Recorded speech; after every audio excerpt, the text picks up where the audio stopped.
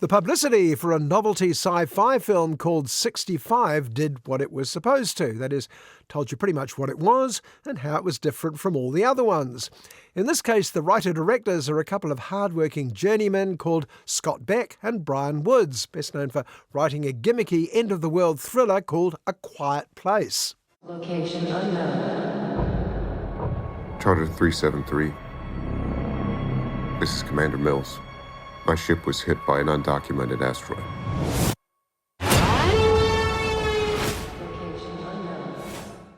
A Quiet Place, you may remember, involved the world overrun by monsters with uncanny hearing, so everyone keep quiet. You may also remember that it made very little sense if you were allowed to think about it, so the film went to some trouble to stop you thinking about it.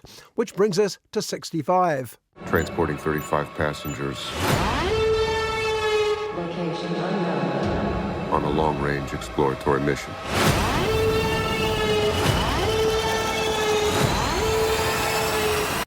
The trailer tells us that astronaut Mills, Adam Driver, was transporting people from outer space only to crash land on a stray planet, or celestial body as he prefers. The passengers all die, saving half the budget, all but one, a kid called Koa. And as Koa and Mills set off in search of the bit of their spaceship that will get them out of here, they start to suspect they're not alone. I've located one survivor. A child. In fact, they're not remotely alone. The hills are alive with the sound of all sorts of gigantic beasts. Have they landed on the planet Pandora? Is this the magical world of Oz? Or is this some sort of high concept involving the number 65? Send help.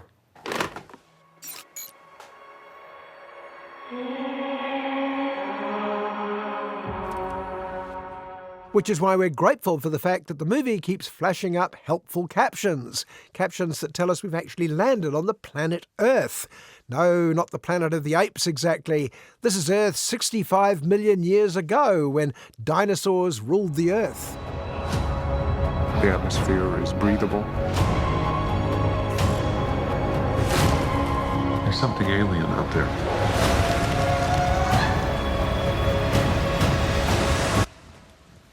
Now, at the risk of being the killjoy blowing the whistle on the Easter Bunny or the Tooth Fairy, there are two essential elements in science fiction that don't actually exist.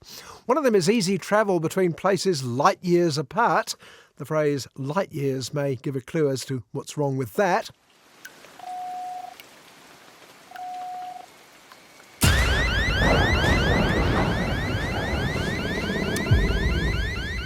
And the other is time travel, despite countless enjoyable stories on the subject going back to dear old H.G. Wells' Time Machine. But just because it's nonsense doesn't mean you can't use the idea.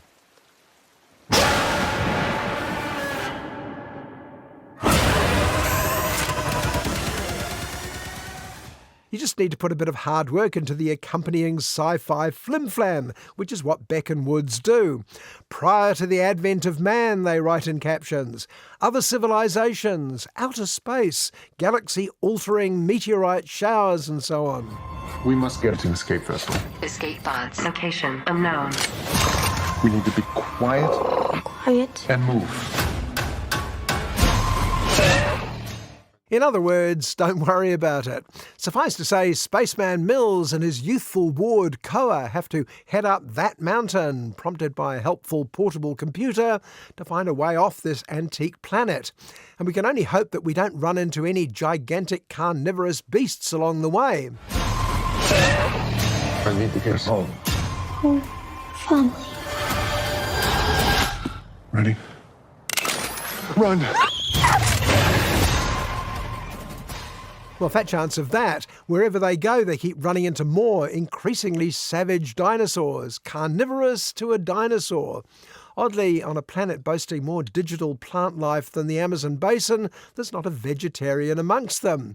Good job that Mills has a self-loading gun that fires T-Rex killing bullets with a flick of the finger.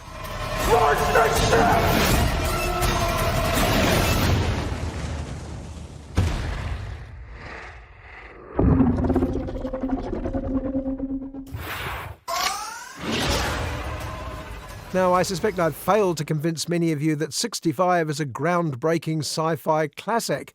It's an astronaut meets dinosaur potboiler with a couple of OK surprises along the way and holes in the plot you could hurl stegosauruses through.